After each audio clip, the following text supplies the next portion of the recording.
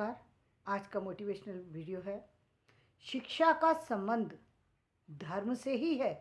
यदि आप धर्म पर नहीं चल रहे, यदि आप अधर्म पर चल रहे हैं, तो शिक्षा का कोई महत्व नहीं रह जाता। क्योंकि यदि आपने वो रास्ता चुन लिया जिस रास्ते से पतन हो, तो शिक्षा का क्या महत्व है? कोई महत्व नहीं है। शिक्षा तो बर्बाद कर दी आपने। शिक्षा फिर शिक्षा के कोई मायने नहीं रह गए। शिक्षा आपको तभी सार्थक बना सकती है जब आप धर्म पर हैं, नीति पर हैं, तब तो आपकी शिक्षा सार्थक है। यदि आप अनीति पर हैं, यदि आप अत्याचार पर हैं, यदि आप धर्म के विरुद्ध आचरण कर रहे हैं, तो सब कुछ बेकार है। कोई मतलब नहीं होता किसी चीज का। व्यक्ति समझ सकता है, अपने आप को समझा सकता है, अपने आप को संपन्न समझ सकता है, अपने आप को प्रतिष्ठित समझ सकता है, अपने आप को बहुत कुछ समझ सकता है। समझने में और होने में बहुत फर्क होता है। धर्म के बिना सारी शिक्षा बेकार है। धर्म का होना बहुत जरूरी है। जब हम धर्म की बात करते हैं तो इसका मतलब ये है कि शिक्षा में कहीं ना कहीं धर्म को जोड़ना जरूरी है। धर्म को जोड़ने का मतलब ये नहीं होता कि पर्टिकुलर किसी हम धर्म की जाकर के शिक्षा देने लगे। वो देते या नहीं देते वो एक अलग बात है, लेकिन उनको धर्म की बातें कौन सी होती हैं? जिन पर चल करके व्यक्ति का जीवन बनता है, ना कि बिगड़ता है। अब आपने यदि किसी एक को रुलाया, दूसरे को सुखी कर दिया, तो क्या मतलब हुआ? यानी आपने किसी को रुला दिया ना। रुलाना ये धर्म के विरुद्ध का आचरण है। धर्म नियति क्या कहती है? नियति कहती है सबको साथ लेकर के चलो। सबको साथ तभी व्यक्ति लेके चल सकता है जब किसी को ना रुलाए। आप सिर्फ अपने आप को खुश रखना चाहते हैं तो अच्छी बात है कि आप अपने आप को खुश रखिए, ये तो बहुत अच्छी बात है। लेकिन इसका मतलब ये नहीं है कि आप दूसरों को दुखी रखें। जब आप धर्म से हटे हुए होते हैं तो सिर्फ और सिर्फ आपकी जो नजरें होती है वो अपने आप पर ही टिकी होती हैं, उसके आगे कुछ दिख नहीं रहा होता। और जब व्यक्ति अपने आप पर केंद्रित हो जाता है, सिर्फ और सिर्फ अपने आप पर, अपने आप का मतलब उसने अपने आप को इतना केंद्रित कर लिया कि अब उसके लिए कोई किसी का और का जीवन महत्व ही नहीं रखता, तो फिर निश्चित रूप से वो अधर्म की तरफ ही जा रहा है। अधर्म की तरफ जा रहा है क्योंकि यहाँ से उसकी शुरुआत हो गई। अब वो किसी के लिए कुछ करना ही नहीं चाहता, मतलब सब कुछ अपने लिए ही सब कुछ चाहिए। तो जब व्यक्ति का स्वार्थ इतना बढ़ जाए कि उसको अपने आगे किसी और का दुख दर्द तकलीफ महसूस ही ना हो, तो वो इंसान कहाँ रह गया? इंसानियत ही खत्म हो गई। जब इंसानियत खत्म हो गई, शिक्षा का महत्व क्या रहा? शिक्षा आपको धर्म से जोड़ती है, न्याय से जोड़ती है, नियति से जोड़ती है। नियति पर का चलेगा कौन? जो सही व्यक्ति होगा वही तो नीति पर और नियति पर चल सकता है, वरना तो वो अपने हिसाब से चलेगा। और जब व्यक्ति अपने हिसाब से आचरण करता है, अपने हिसाब से चीज़ों को तोड़ मरोड़ देता है, तो वो अपनी जगह तो बना लेता है अपने आप को।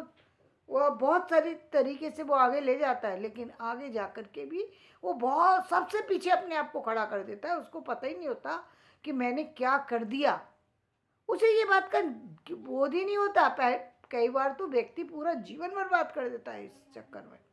मतलब जन्म के बाद चीज़ों को जोड़ना, जैसे एक घर को बनाना जो है वो बहुत मुश्किल काम है।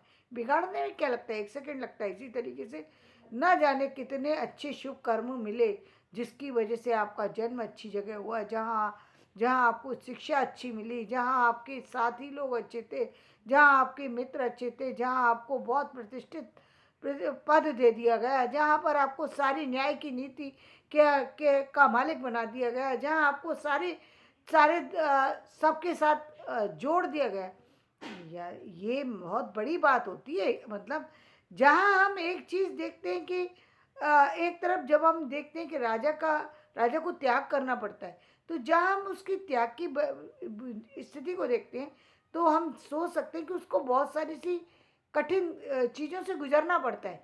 लेकिन वहाँ दूसरी तरफ देखिए तो जीवन कितना सार्थक है कि आपका जीवन, लोगों का जीवन अपने परिवार के लिए भी नहीं काम आता, आपका जीवन पूरे संसार के काम करने में आ रहा है। तो ये तो कितनी बड़ी बात हो गई। ये आसान नहीं है, बल्कि ये एक सार्थक कदम है जीवन का। क्यों? क्योंकि आपने वो काम किया जो कोई नहीं कर सकता, इसीलिए आपको वो पद मिला। वो पद ही उस व्यक्ति को मिला। और यदि आपने उस पद को पा करके भी और यदि आपने काम नहीं किया तो आपने क्या किया, जो हजारों साल लाखों जो पता नहीं कितने योनियों के बाद आपको कोई कोई चीज आपको प्राप्त हुई, आपने उस सबको मिट्टी में मिला दिया। क्यों? क्योंकि आप तो न्याय पे ही लगे हुए हैं। आपको अब सारी चीजें किससे चाहिए? बहुत सरलता से। सरलता कैसी सरलता? इससे चोरी करी, उससे चोरी करी, यहाँ से उठाया, वहां से उठाया, सब चीजें ले लो अपने अपने हक में कर सकते हैं, कर लो। कर भी लेता है व्यक्ति, क्योंकि बहुत जगह पर व्यक्ति की नज़र, सामने वाले की नज़र से वो बच सकता है ना। तो बहुत सारी चीज़ें वो इधर उधर करके अपने जीवन को ऐसे रास्तों पर ले जाता है जहाँ पर वो उसे पता ही नहीं है कि मैं कर क्या रहा हूँ।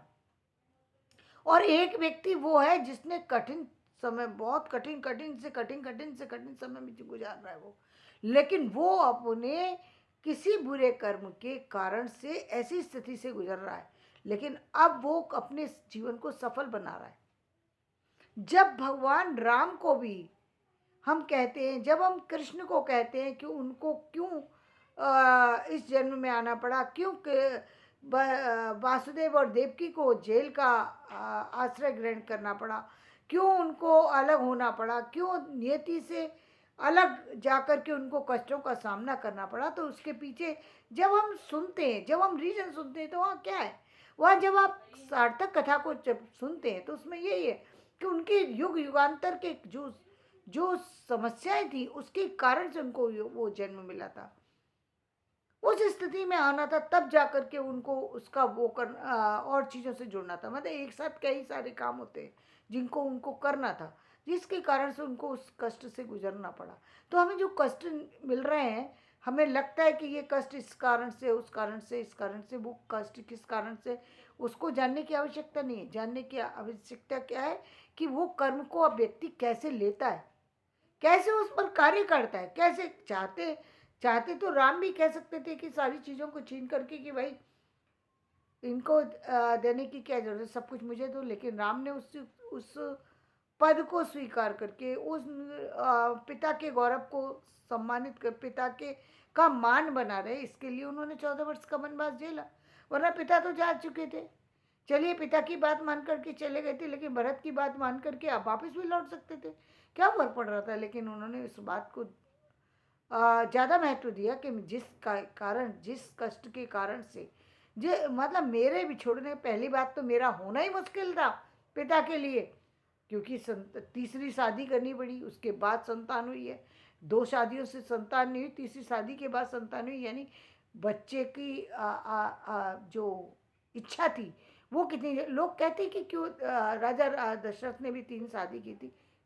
निश्चित रूप से गलत तो है ये, इसमें कोई बात नहीं है कि बिल्कुल गलत है, ये नियति के विरुद्ध है। आप संतान के बिना भी रह सकते थे, लेकिन वो किया तो इसी के कारण से शायद उनको अपने पुत्र तो हुआ, लेकिन पुत्र का सुख नहीं मिल पाया। क्यों नहीं मिल पाया? क्योंकि आपने तो नियति के विरुद्ध जाकर के 3 विवाह किए थे।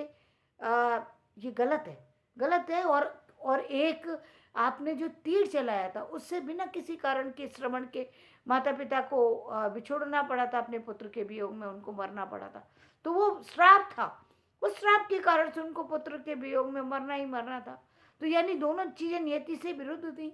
नियति कहती है कि आपको, जब हमने, जो नियति ने बनाया कि भाई एक व्यक्ति एक के साथ रहे, जीवन को अपने संचालित करे, ठीक है, जैसा है जो भी है। यदि इतना सरल होता तो व्यक्ति, फिर वही कहते हैं ना कि फिर तो व्यक्ति अपने हिसाब से अपनी सारी चीज़ों को ढाल सकता है, बना सकता है। लेकिन नहीं, राम को ये बातें बतानी थी, इसलिए वो तो वहाँ से नहीं आए। 14 वर्ष का तपस्या करी, उस तपस्या में पत्नी को खोना पड़ा, बच्चों को खोना पड़ा, पत्नी जीवन तक, मतलब प्रारंभ से लेकर अंत तक सीता का और राम का जो राज जो राज दरबार का, जो राज परिवार का सुख था, वो कहाँ है? कहीं भी नहीं है भाई। राज कुल का सुख बचपन में छिन गया, जबकि वो अपने गुरु के साथ शिक्षा लेने चले गए। और जब विवाह हुआ तो केकई के कारण वनवास जाना पड़ा। जब रावण से जीत हासिल की और जब सीता को लेकर के लौटे, तो एक सामान्य व्यक्ति के कहने के कारण से अपनी पत्नी से वियोग में रहना पड़ा तो दुख सुख कहाँ था भाई? अपने परिवार का जो सुख लेना चाहिए था उनको, जो राजकुल का सुख मिलना चाहिए था, भाइयों का सुख मिलना चाहिए था, पत्नी का सुख मिलना चाहिए था, जिसकी इतनी अच्छी पत्नी हो, सब कुछ हो, सती थी ना। सीता को तो सती माना जाता है, तो वो तो सती थी, लेकिन नहीं मिल पाया पुत्र का सुख। वो सुख कहाँ से ले सकते थे राम, कि जिसमें वो तो जब 8 9 10 वर्ष के हो गए हैं लव कुश, तब पिता से मिले। यानी बचपन का जो सुख होता है, पुत्र के होने का जो सुख होता है, जो पत्नी के साथ समय बिताने का सुख होता है, वो तो था ही नहीं उनके जीवन में। तो जीवन में उनको कितने दुख झेलने पड़े, यदि देखें तो बहुत दुख झेलने पड़े ना। तो वो, लेकिन वो तो सिखाने ही आए थे, वो तो ये जानते थे कि दुख तो झेलना ही पड़ेगा। अब जब परिस्थितियों ने दिया है, तो ये जीवन तो जुड़ा हुआ है ना, लिंक कर रहा है। अब यहाँ पर हम केवल शिक्षा लेने गए थे, और शिक्षा में यदि वो ये नहीं सीख सके कि धर्म क्या कहता है, तो फिर बेकार थी ना शिक्षा। क्योंकि धर्म का आचरण ये कहता था कि हमें अपने धर्म के विरुद्ध नहीं जाना चाहिए। धर्म ये कहता है कि माता पिता की बात मानो, तो उन्होंने माता पिता की बात मानी, और उसके कारण से जितने भी जीवन में कष्ट आए उन सबको सहन किया। तो जीवन में कितने कष्ट थे, और जब लव कुश भी मिल गए होंगे तो भी सीता से विछोह हो गया, क्योंकि सीता तो धरती में समा गई। फिर भी वो सुख नहीं मिल पाया ना, जीवन का वो सुख ना तो सीता को मिला ना राम को मिला। पहले तो ये एक कहानी, जो सीता का जन्म हुआ, वो सीता का जन्म जो हुआ वो धरती से हुआ है, तो वहाँ भी एक कहानी छिपी हुई है। लेकिन वो कहानी तो खैर अलग है, उसको हम यहाँ नहीं लिंक करते। लेकिन सीता का वो भी एक जन्म की एक वो है। सीता राजा जनक की पुत्री कह करके पुकारी गई। और क्यों पुकारी गई? क्योंकि उनको राम से विवाह होना था भाई। लोग कहते हैं ना, लोगों की क्या है, लोग तो कुछ भी कहते हैं भाई। आप अनर्थ कर सकते हो। प्रकृति ने तो उनको राम के लिए रचा था, तो प्रकृति को तो राम से मिलाना था ना उनको। आपके कहने से क्या होता है कि सीता कहाँ पैदा हुई, कोई फर्क नहीं पड़ता इसका। उनको जनक की पुत्री बनना था, राजकुल की शोभा बनना था, राम की पत्नी कहना था। युग युगांतर तक राम और सीता को ही जोड़ करके देखा जाएगा। कभी कोई ये नहीं कह सकता कि सीता राम की पत्नी नहीं थी। कभी कोई ये नहीं कह सकता कि जनक की पुत्री नहीं थी।